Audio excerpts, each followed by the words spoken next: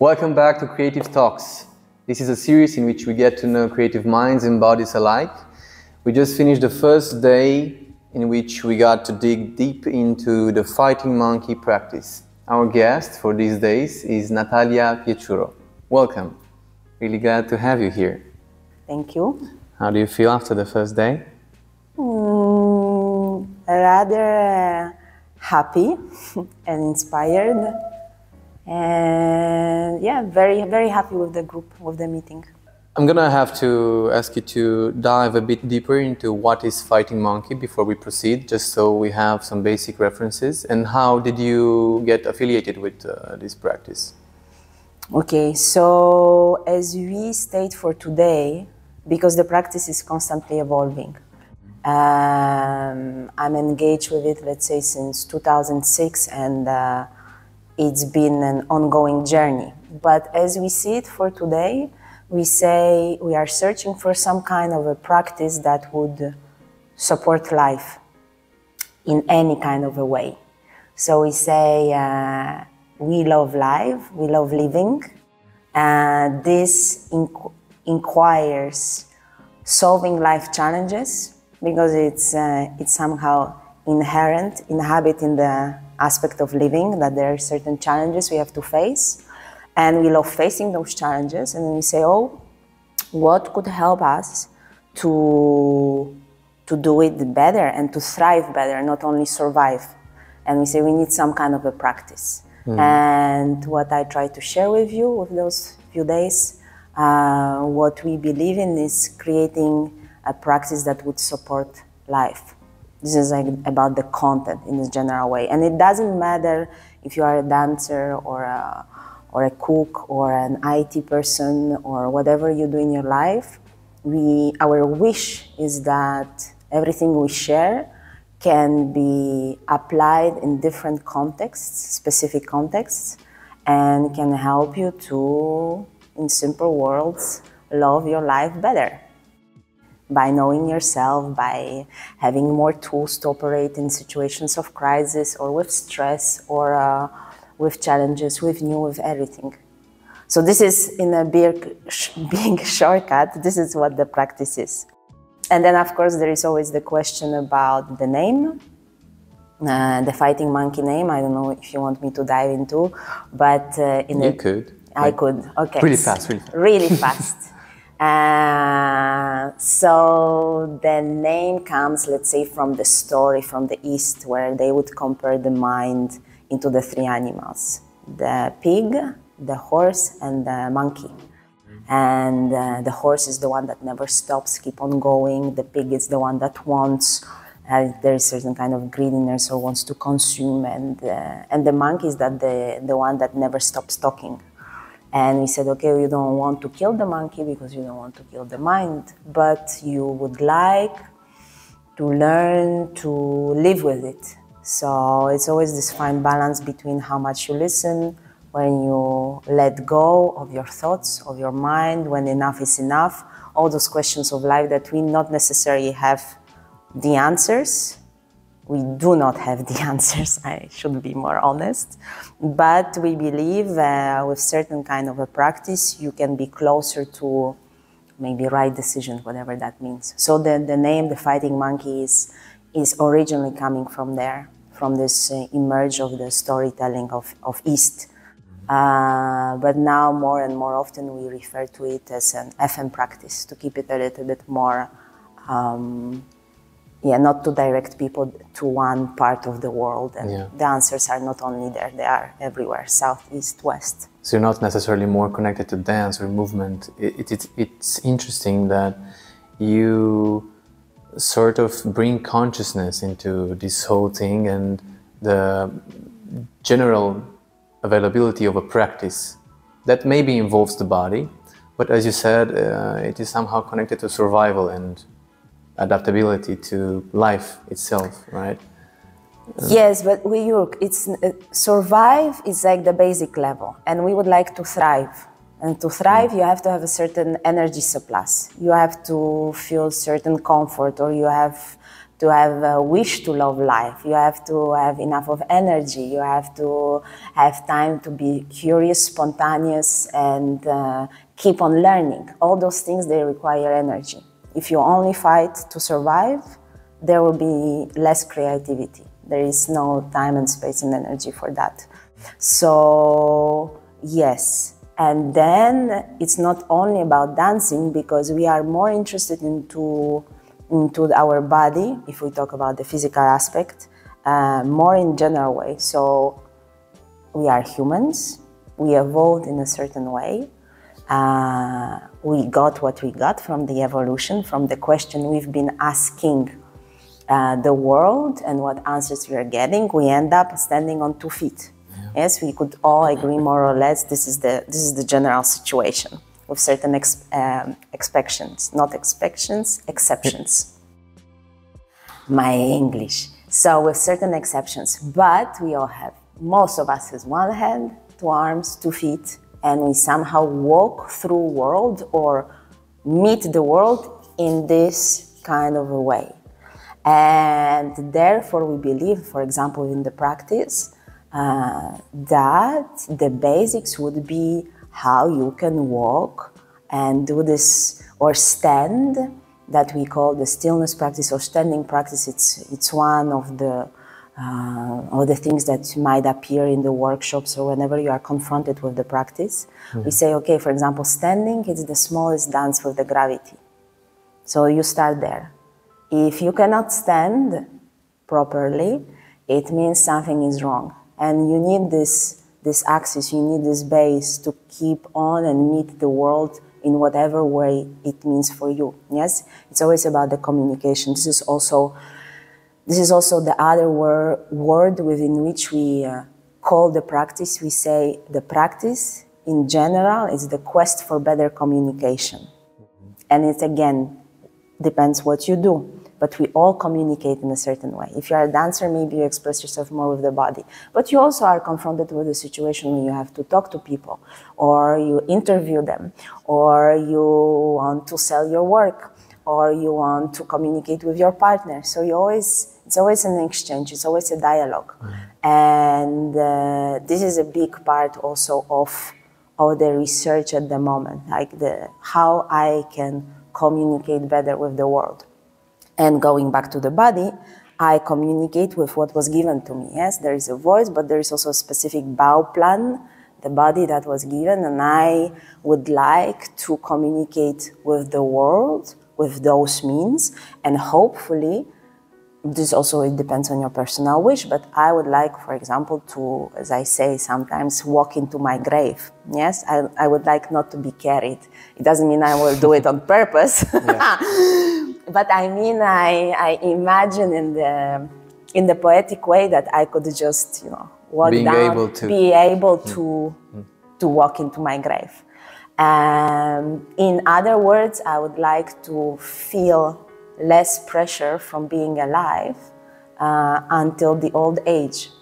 That's why we pay also attention to certain things like longevity. So we say, how can you be with your body and not use it, abuse it, or misuse it? Because this often happens, especially if you are talking about dancers or people who are specialized with movement. They often use or abuse or misuse the body. And without judging, it can, in a certain context, cultural context, or if your profession needs this, maybe this is what you want to do.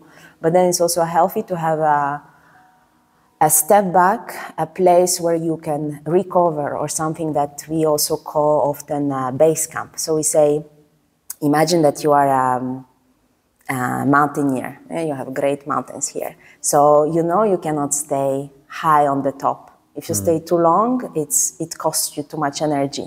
You get hallucinations, you don't have enough of oxygen, there is no conditions for living. So you climb the mountain, you do what you have to do.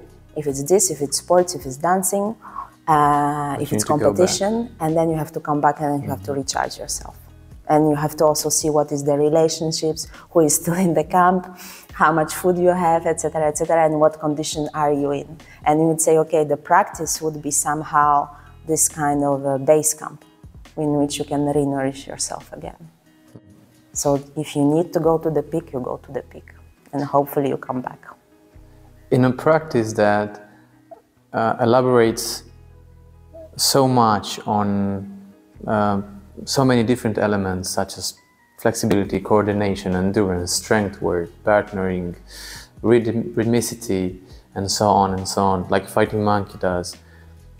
How do you find the novelty in it, like the new? What's new for you in this practice? Do you feel like you can reach this new sometimes, or is it just?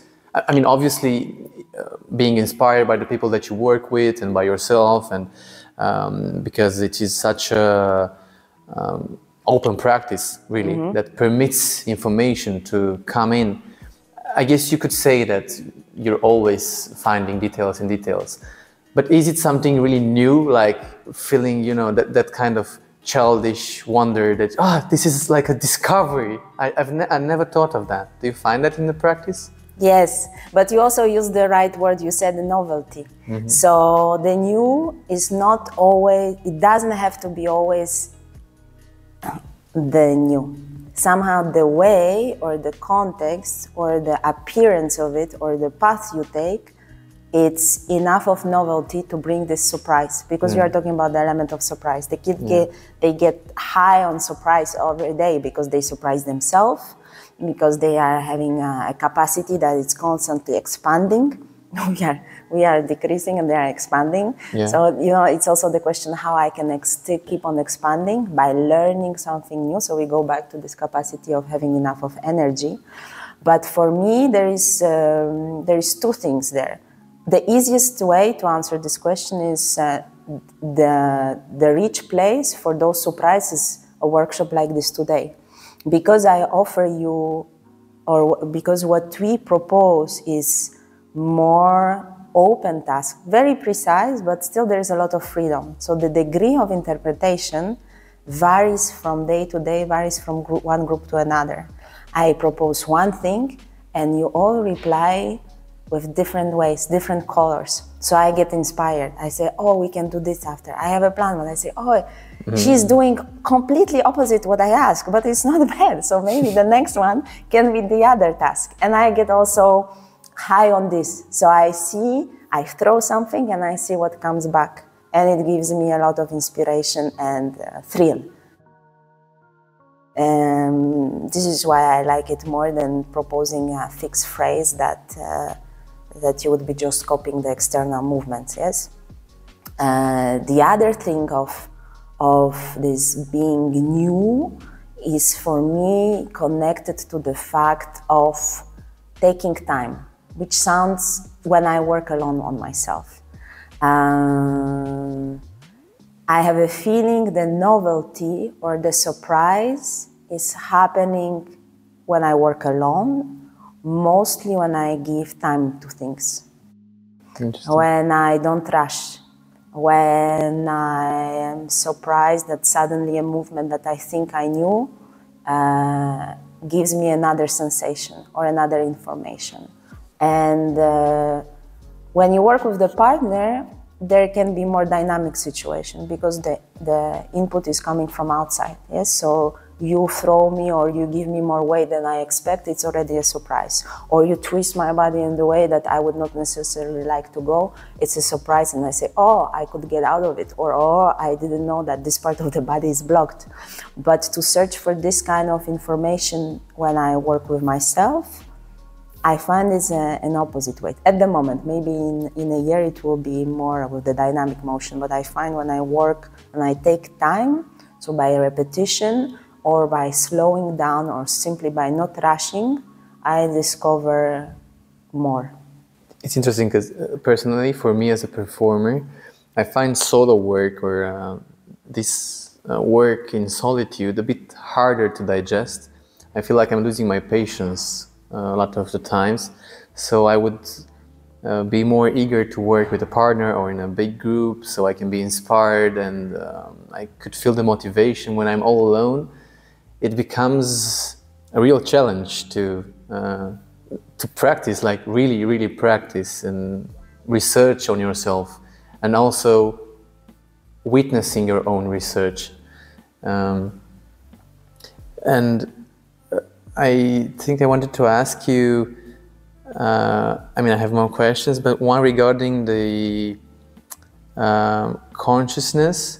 Like, did you define a role of consciousness in this practice? Because surely we all work with awareness, concentration, you know, opening the eyes and the body to everything that is available around us. But, and I'll get to that in a second. At the end, we did something and I thought about this role of consciousness and what does it become? Like, what's the monkey doing in those moments? Look, it's a very tricky and complicated question because there is not even one answer by the specialist. What is really the consciousness? You know, there is many books written and many theories, but nobody yet got the perfect answer. The perfect answer, yeah. Or maybe it's not possible. I don't know, but it's a subjective thing. Yeah. It's a subjective thing. How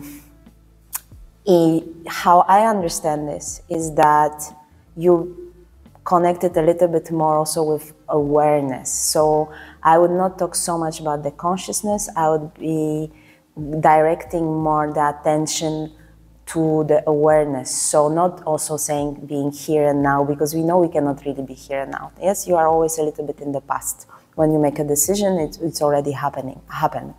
But awareness in the sense of not only a special time in the studio when you work on something concrete, or you create a certain world, or you work on a phrase, or you work on a scene, and then you are concentrated on that specific isolated word, because it's also isolated. Yes, black box or studio where we are now. So it's easier, in a way, to devote your attention and energy. But how could you bring the same quality into the everyday life? So how I can be a little bit more present in everything I do, a little bit more aware, or a little bit more aligned, or you could say a little bit myself, a little bit more myself. So doing a little bit more what I want to do. Yes, you propose me a third coffee and I say yes, but do I really want the third coffee? Or yes. Maybe, yes. Bring me the fold. Yes, bring me the coffee, but you know, or another job. Do I really need another job? Maybe I do really need another job, but it's this being more connected to yourself. This is how I would swim around it. Not so much the consciousness as a concept, or because I don't have the exact answer, but for sure being a little bit more aware. And we can simplify it by the fact that we know, since you are also a performer and dancer, that a lot of accidents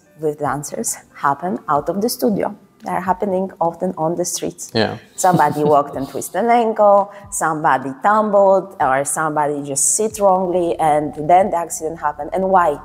It's because, well, why? Maybe it's because you are working too hard, okay, and you are just very tired, but it means that there is some kind of a balance missing in your life. Or maybe it's because in the studio you pay more attention because it's this special time and you take care how you jump and how you walk and how you sit down and stand up. And then when you walk on the street, you don't pay any more attention. Or you are a little bit less, or a little bit self-conscious, or or you are not there because you are thinking about next weekend or so. Whatever it is, we would like that there is not a big mismatch between what we do in the studio and what is happening out of the studio. It's not like art and life. No, life is art. It's like this. So we are searching. That's why when somebody today asks if we could break it through or we could make it a little bit more easy, I would say no, because in life things, they don't come in boxes, unless you really want to do it. But you know, there are people who say, no, the work is work, and my life is my life, and my family is my family, and now I'm on holidays, and now I'm at work. But it never goes that way. It creates only stress and tensions and some kind of a gaps. And that's why there is fights, or the families are falling apart, or that's why you have a great professional life, but you have no personal life. It should be all intertwined in a way. Regarding the body, how do we preserve it, but also stay active in the field? for example, here and I guess all around the globe in contemporary arts and independent arts, there's a lot of work to do in order to stay relevant and present and in order to keep evolving. So what should we think about when we're saying to ourselves, let's be a bit more economic, maybe save it for later, kind of the body. I mean, preserve it for the future.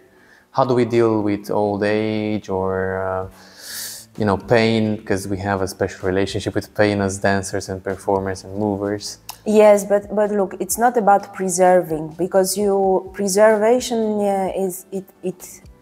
it calls for some kind of a dominance.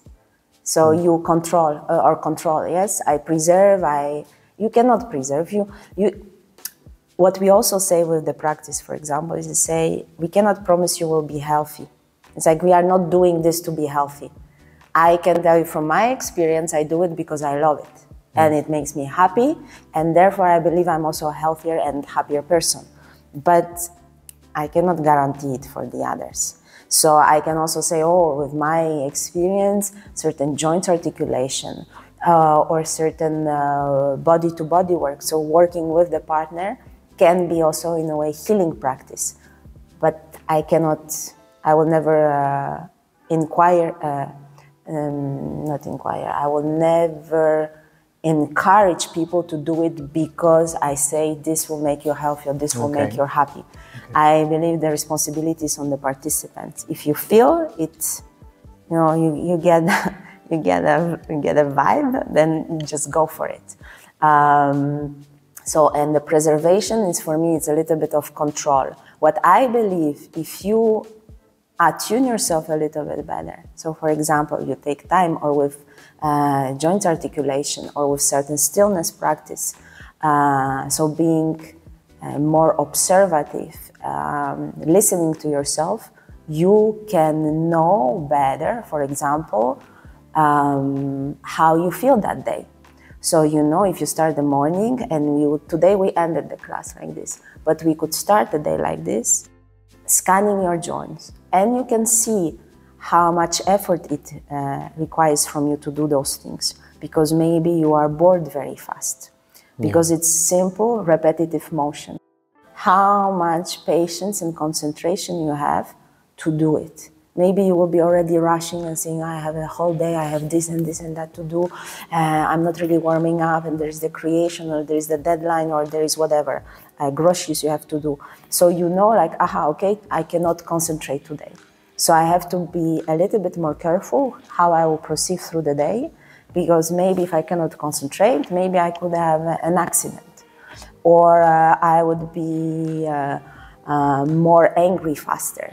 So you get a certain information if you do those certain things in some kind of a regular way, like a little ritual, but not in the sense of holiness, but gentleness and quality. Then you can learn to listen to yourself better. And in this sense also, you will use your body less, because you are talking about this. So you will know when to stop, you will know how much energy to give in the rehearsal. You will not to get injured or not to get inflammation, yes? You will know maybe how much you can push. Very simple things, just because you know yourself a little bit better, because you listen to yourself better, and because there is a constant dialogue with the world, so you are not locking yourself in a bubble of thoughts or being alone. But there is also another aspect of your question, which means that sometimes, and we have a free choice, and let's not go to the free will and the free choice, but let's say everybody has a choice to, if they want to push. Yes, so if you talk with people from sports or athletes or high competition people, if they are aware that their professional life will finish at 35, and most probably they will have to have certain operation, or they cannot proceed with whatever they want to proceed, and they are fine with it and they are aware, then I would say just do it, go for it.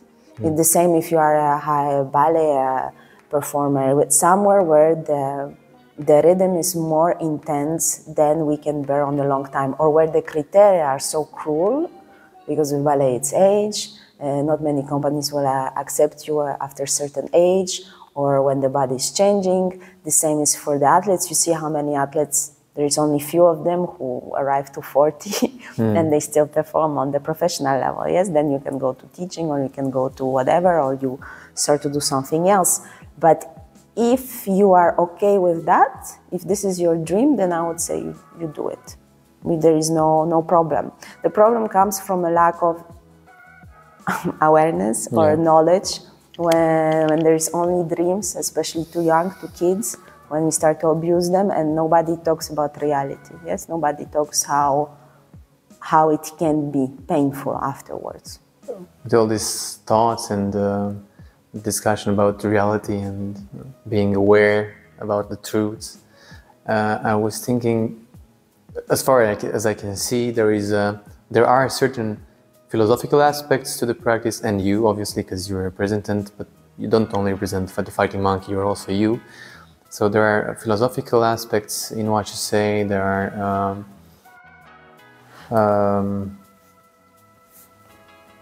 I forgot what I wanted to say, but I wanted to reach the last part of the workshop, in which we did a sort of a moving meditation, I would call it. Yes, because you were in the consciousness, and the last part, yes. Yes, which I really enjoyed.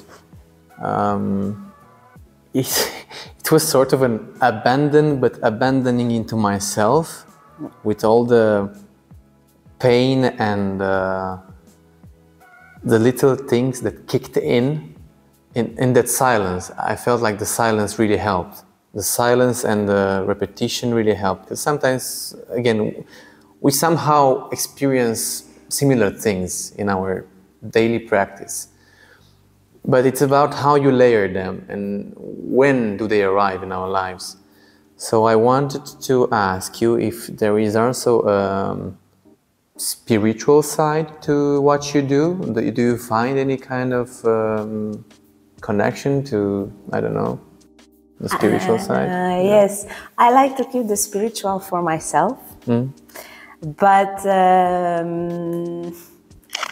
there is a certain magic, and I'm not afraid of that word in this kind of a practice like joints articulation, when you explore the slowness and the repetition, and also in the stillness practice.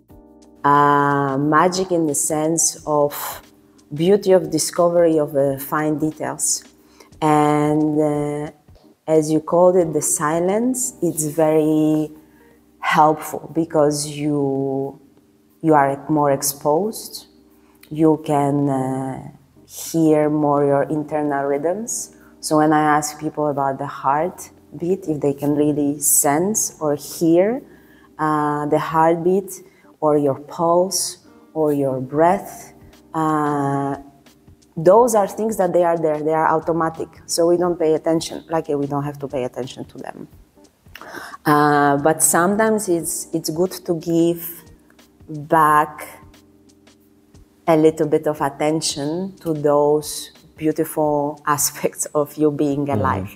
Yes, it's like when you go for a walk and you go up the hills, again in the mountains, or when not rushing for rushing, but when you are in your body, somehow exposed in the nature or in the city, but in the nature it's easier, and you have time to listen to your heartbeat, to your change of the way you breathe, because you start to get tired. You can, if you have time to listen to the wind in the trees, or feel the wind on your face. If you have time to sense how the light is being absorbed in your body or not. If you can change, if you can sense the changing of the temperature. These are all the magical moments for me. I get the beauty of this kind of a practice is that what we call, or what I call it, you get high on details. So I don't need more extreme to get excited, I get excited with the invisible. This is also the magic, because we say this is the work of the invisible. And it's not like any magical spiritual tricks. In a way, yes, but no. But yes, but no. Yes, but no. But the invisible is just things that normally you don't perceive, and because you don't pay attention. Do you? And please to continue. Yes. You said like it's a way of it was like a meditation, yes. Yes. And, for me, yes. Yes, and we, for example, in the Fighting Monkey, on not explicit, on purpose, we try not to use the word meditation because it's connected to the certain spiritual aspects or certain traditions. But we say, okay, but what was meditation before? So we try to, we call it decode it. The meditation is already a coded system. There is systems of meditations or way, how you should sit, how you should breathe, or is it coming from this tradition, that tradition. But before that, we agree that we all had to be still. So we all had to understand the world, because we knew a little bit less in the beginning. To observe, we had to acquire certain kind of stillness. For example, in hunting. So if you wanted to hunt and observe the animal, or you were in the new land because you were nomads, so you were changing, maybe you had to be still and quiet, not to be seen, not to be attacked, not to be eaten immediately, and maybe to get some food. And you were observing the rhythms, the changes, the cyclicality in the world around you, and understanding. This is the knowledge that came through observation, through action and observation of the world. So it was not about concepts of sitting in the empty white room. Now we sit in the empty white room because we need it, because this is being a little bit overwhelmed or feeling detached from the world. But before, it was happening in the landscape. We were exploring the landscape through this walking or sitting meditation, or you say movement meditation, and understanding. So it was more an active, not a passive, but an active engagement with the world, even if your body was quiet. And this is how we like also to approach it. And in this way, the joints articulation or the proposition could be also understood as a movement meditation, in the sense of rediscovering or re-understanding how the body is functioning, and learning about the layers of your existence, if you want to use the words like this. You're a human, a dancer, a teacher, creator, but you're also a mother, right? Yes. So I think as a final question, it would be suitable to ask you, how do you balance these lifestyles? And do they influence each other? How and where do you plan to go further? What's your destination from now on? Those were 3 questions, I'm sorry. Yes. Take your time. Of course, the influence. Once you are a parent, you start to understand that it's a life changer, it's a game changer. And just whatever, how you want to interpret this, but it changes.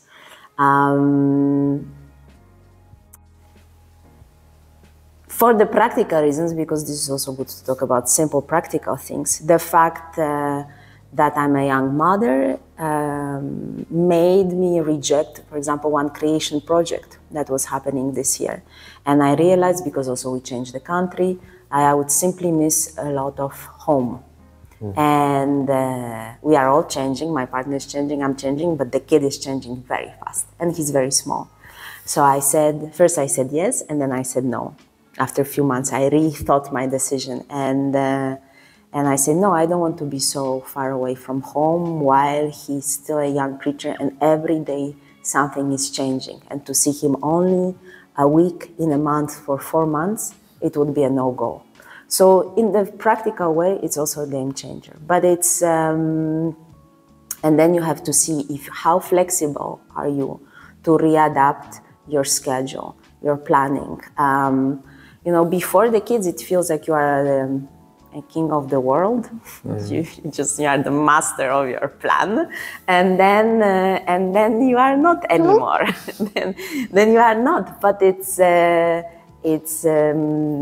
beautiful. You know, it's like you take the first 1 or 2 years, you just take whatever it is as a free time. It's like the kid falls asleep and you say, it's now. Yes. It doesn't matter that you just ate. It doesn't matter that you are tired. It doesn't matter that there is thousands of things to do. You know that if you want to practice or you want to do something for yourself, it's now. It's now or it's not going to happen today. Because it depends, you know, who is ruling the time. So there are practical aspects, but the most beautiful, I think, one of the most beautiful things is rediscovery of the world, like through the kid. Not only on the movement level, because we can learn so much from them. It's how they learn to walk, how they deal with the gravity, how they go up and down and they are not tired, how they scream. They can scream so loud for hours and they don't destroy their vocal cords. Why? Because they use the diaphragm and the whole apparatus in a very precise, efficient way. Yeah. And there is no problem. I cannot do it. Sometimes when my kid was screaming, I try to repeat the tones that he hits. It's very hard. Not only because there is all the restrictions in the culture, saying, well, if my neighbors hear me, but it's also physically, you don't have this range or this openness and this spontaneity. So in this way, it's a beautiful discovery, and they are full of poetry. And you know, he sees the dust in the air, and he says, "This is the snow or the stars are falling." So because he knows that the stars are the blinking in the night of the sky, and then he sees the dust, and it's also in the light blinking, and he says, "Oh, look, it's full of stars." So I say, why not? Why can we not do this? In the sense, have a little bit more poetry in life. And I think, as naive as it can sound, being able to be next to a kid, not maybe yours, but someone's, or passing some time with kids who have this freshness and naivety. Is this the word in English? Being naive. Naivety. But in the good way, it can be just very nourishing and bring this aspect of poetry back in life.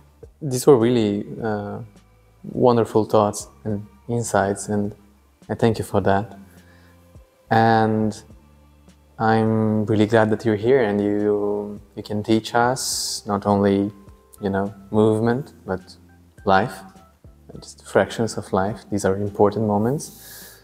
So I'm really eager to see what we'll do the next 2 days, because it was just the first day, and look how much there is to grasp, you know. There's never too much time to really dig into all these things, and I think that's kind of beautiful, that we should know that there's always more to learn. Maybe it's just frustrating sometimes, but... No, but again, not to open another chapter, but this is again why it is like life itself. If you think you grasped my English, life, it means you are ready to die. In the sense, it means maybe you go a little bit too much on the automatic pilot, or maybe you assume you understand everything. This is, again, not to be dramatic, but this is when I assume I know you, I know who you are, I put a label, and then we can finish the relationship. There is nothing to do together. So... leave room for... leave room and keep awake in the sense of being curious and inspired, and do not assume you know, because you don't know. We don't know what life is. Life is a mystery, a magic. Nobody knows how exactly it starts or started. There are theories, but nobody knows the exact point. So I would say it's a reminder, this practice and the meetings. That's why there is a lot to discover, hopefully, also for me. Well, let's continue to search for what we do not know then. Perfect. Thank you a lot. Thank you.